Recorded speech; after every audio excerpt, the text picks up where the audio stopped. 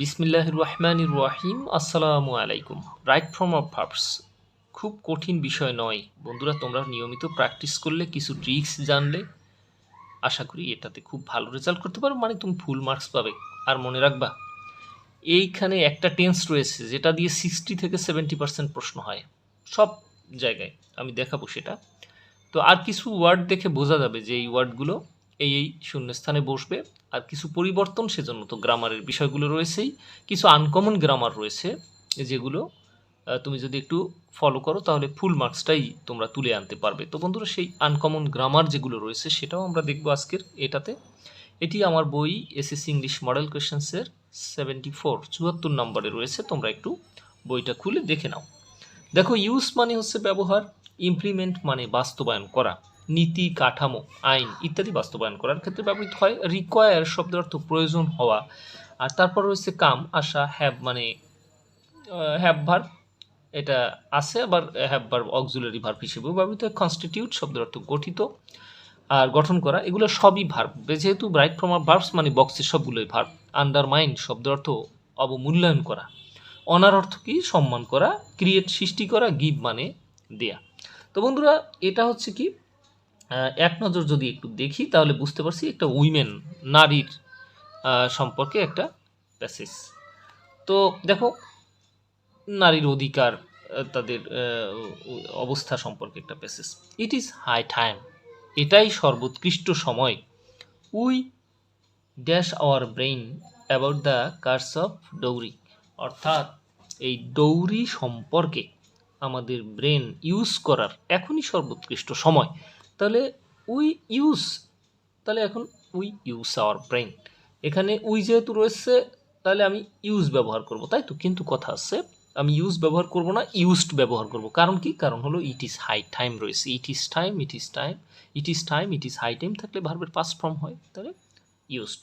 Our brain about the curse of dowry, the issues of dowry dash to be considered in view of countries socio-economic, cultural, political circumstances.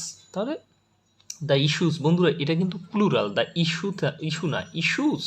তাহলে the issues of dowry, ডৌরির ইস্যুগুলো have to be considered, যেটাকে বিবেচনা করতে হবে, in view of countries socio economic, অর্থাৎ একটা দেশের আর্থসামাজিক, সাংস্কৃতিক, রাজনৈতিক প্রেক্ষাপটে। ইউনাইটেড ইফোর্টস, ঐক্যবদ্ধ প্রচেষ্টাসমূহ, আর রিকোয়ার্ড, যেটা প্রয়োজন, to put an end to violence against women, নারীদের বিরুদ্ধে ভায়োলেন্স বন্ধ করতে ঐক্যবদ্ধ প্রচেষ্টা প্রয়োজন।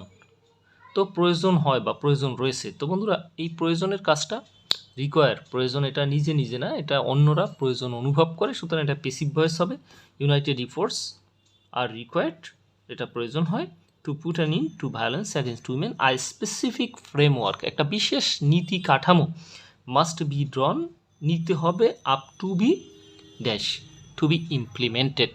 তো বন্ধুরা, এই দেখো একটু ব্যতিক্রম ধারার নিয়ম, যেমন টু বি এর পরে যে ভার্বের পার্টিসিপল ফর্মটা বসে সেই নিয়ম। আর ইমপ্লিমেন্ট এটাকে কেন নেব? কারণ ফ্রেমওয়ার্ক, ল, হ্যাঁ, এগুলোর ক্ষেত্রে এই ইমপ্লিমেন্ট শব্দটাকে নেওয়া হয়।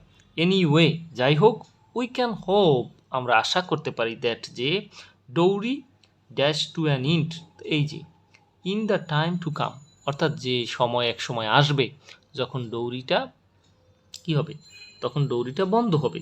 তো বন্ধুরা, এখন এই যে সময়ে, এটা কাম, টাইম টু কাম, এটাও ভবিষ্যতের একটা কথা বলা হয়েছে এখানে, সেই কারণে আমাকে এটা ফিউচার টেন্স করতে হবে। তাহলে এনিওয়ে, যাই হোক, উই ক্যান হোপ, আমরা আশা করতে পারি, দ্যাট, যে dowry will come to an end, অর্থাৎ ডৌরির পরিসমাপ্তি হবে, in the time to come, সামনের দিনগুলোতে। বন্ধুরা, এখানে কাম শব্দটা আমি কেন নেব?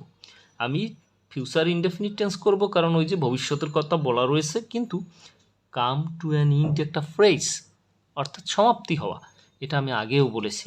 সুতরাং সেই ফ্রেজ সম্পূর্ণ করতে আমার এটা লাগবে। It dash social imbalance, it creates, এটা সৃষ্টি করে, ইট রয়েছে তাই ভার্ব ক্রিয়েটের সাথে এর যুক্ত হয়ে ক্রিয়েটস হয়ে যাবে। ইট ক্রিয়েটস সোশ্যাল ইমব্যালেন্স, এটা সোশ্যাল ইমব্যালেন্স তৈরি করে। It also dash women, it also undermines women, এটা প্রেজেন্ট ইনডেফিনিট টেন্স। এটা প্রেজেন্ট ইনডেফিনিট টেন্স। এর আগে একটা ব্যবহার করলাম present indefinite tense, women dash half of our population. তাহলে উইমেন কনস্টিটিউট, উইমেন গঠিত, হাফ অফ আওয়ার পপুলেশন, আমাদের জনসংখ্যার অর্ধেক নিয়ে গঠিত। তাহলে উইমেন যেহেতু রয়েছে plural, man singular, men plural, সুতরাং কনস্টিটিউটের সাথে আর আমি কিছু যুক্ত করব না, হয়ে গেল। We must dash them, we must honour them, আমাদের অবশ্যই তাদেরকে সম্মান করতে হবে। We must dash them, we must give them education, আমাদেরকে অবশ্যই তাদেরকে শিক্ষা দিতে হবে। তো বন্ধুরা দেখলে তো যে প্রেজেন্ট ইনডেফিনিট টেন্স এমন একটা টেন্স যার ব্যবহার কত বেশি, আর পেসিভ ভয়েসের ব্যবহারটাও বেশি, সেটাও তোমাকে জানতে হবে। রাইট ফর্ম অফ ভার্বসে ভালো করতে হলে তোমাকে প্রেজেন্ট ইনডেফিনিট টেন্সটা খুব ভালো করে জানতে হবে। আর কমনের সাথে কিছু আনকমন রুল, যেমন it is high time, to be এর পরে ভার্বের পাস্ট পার্টিসিপল তোমাকে জানতে হবে, কেমন? আর পেসিভ ভয়েসটার কোনো বিকল্প নাই, যা কিছু নিজে নিজে হয় না ওইটাই হচ্ছে পেসিভ ভয়েস। তো যাই হোক বন্ধুরা, আল্লাহ হাফেজ।